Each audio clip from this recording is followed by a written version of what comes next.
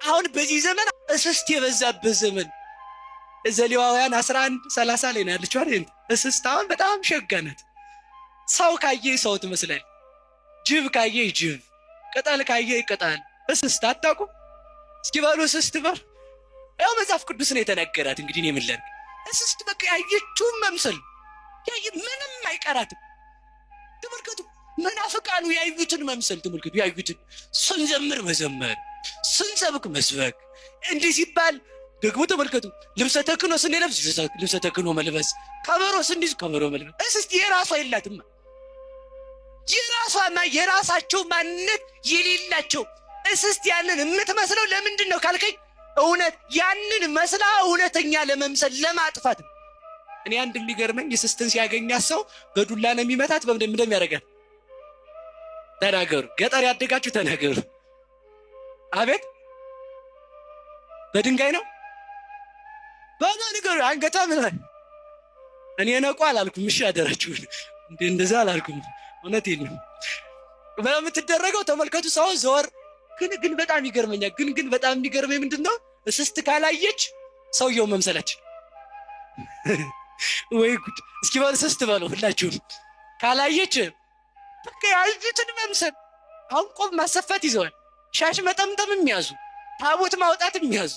እንደው እኮ ወይ እስስት ይወጣል እኮ መምሰል። በቃ ሰው ታዲያ ጥበበኛ አይደል? ሳታየው ዝግ ብሎ አንገቷን እንቅ አድርጎ ግድድ ያደርጋታል። እነቋ አላልኩም አደራሽ። አሁንም አደራ ብያለሁ። እና ምንድነው ለማለት የፈለኩት እኔ ተመልከቱ፣ ለማለት የፈለኩት እስስት መለዋወጥ፣ አንድ መልክ የሌላቸው። በመጽሐፍ ቅዱስም እኮ ተነግሯል። እስመ ሌሊሁ ሰይጣን ይትሜሰል ከመ መልአከ ብርሃን፣ ሰይጣን የብርሃን መልአክ ሊመስል መልኩን ይለውጣል ተብሏል። መጀመሪያ እመቤታችንን አይወዷትም ነበር። አሁን የጌታ እናት ናት አሉ። አሁን ደግሞ የጌታ እናት ናት ብለው ከተጠጉ በኋላ ደግሞ ስዕል መቅደድ ያዙ። እውነቴን አስረግጬ የምነግራችሁ እነዚህ ሰዎች እግዚአብሔርን አይወዱትም። ማንን አይወዱትም? በሞቴ ንገሩኝ። ኢየሱስ ብለህ ለመስበክ እኮ ኢየሱስ የሚለውን ስም፣ ኢየሱስ የሚለውን አካል ያገኘው፣ የስጋን አካል ያገኘው ከድንግል ማርያም። ያን ስም ያገኘው የሚበላ ሰው፣ እንጀራ ካጣ የማያድር ሰው የእግዚአብሔርን እናቱን ለእግዚአብሔር የመገበችው ላይ የሚቀና እንዴት ነው? ሰው ቅናት የዚህን ያህል ያድጋል እንዴ ጎበዝ? ቅናት ነው ሙልጭ አድርጎ የበላቸው መናፍቃን ነው። እስኪ በሉ ቅናት በሉ ቅናት በሉ እንጂ እናንተም እንዳቀኑ። እሺ እውነቴን ነው። አሁን እሪ አድርጎታል ሰውን ቅናት። ሁሉንም በጎ ለበጎ ነገር ነው መምሰል። ቅዱስ ጳውሎስ ምን አለ? ተመሰሉ ኪያየ በከመ አነ ትሜሰሉ ለክርስቶስ፣ ክርስቶስን እንደምመስለው እኔን ምሰሏል። እግዚአብሔርን መምሰል ነው ደግነት። ተመልከቱ፣ ሰይጣን የመጀመሪያው ቀናተኛ ሰይጣን በሉ በሞት ያፈርሰዋል። የመጀመሪያው ቀናተኛ በሉ ማን ነው? በማን ነው የቀናው? በሉ በእግዚአብሔር በሉ እንጂ። እንዲሁም ሰው አሁን በእግዚአብሔር ይቀናል? እንዲሁ ተመልከቱ፣ እግዚአብሔር ያሳያችሁ። ሰው በእግዚአብሔር ይቀናል? እንዲሁ ቀንቶ በእግዚአብሔር ቀና። በእግዚአብሔር ከቀና በኋላ ሁለተኛ ልጅ ሲወልድ ምን አደረገ? ሐሜት የሚባል ልጅ ወለደ። መናፍቃኑ ያላልነውን ሐሜት ይጀምራል። ቀንተው አሁን እኛ እመቤታችንን ላከበርናት ምን ጨነቃችሁ እነሱ?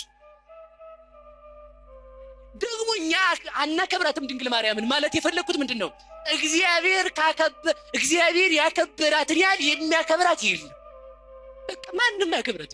የእግዚአብሔር እናቱ እኮ ናት። በሉ እስኪ ሁላችሁም የእግዚአብሔር በሉ። ምኑ ናት? በሉ እንጂ አሁንም የእግዚአብሔር እናቱ ከሆነች አሁን አንተ ምን ነው የምትጨምርላት? አሁን የእግዚአብሔር እናቱ እሺ፣ የእግዚአብሔር እናቱ እሺ እናት እኮ በቃ እሱ ምንም አጨምርላት። እግዚአብሔር እናቴ ካላት በላይ እኔ አፈር ትቢያ ትል የሆንኩ ሰውዬ እማቤቴ እናቴ ማርያም ብላት ያንስባታል እንጂ እንደው ሊበዛ ነው።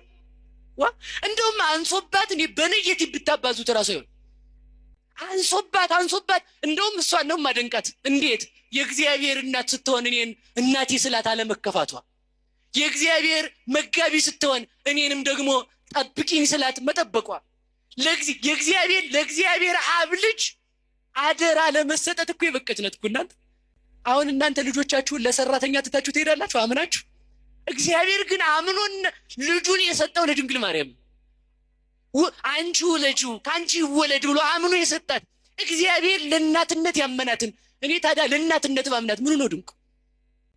የእሷ ልጆች ያደረገን መድኃኒዓለም ይመስገን።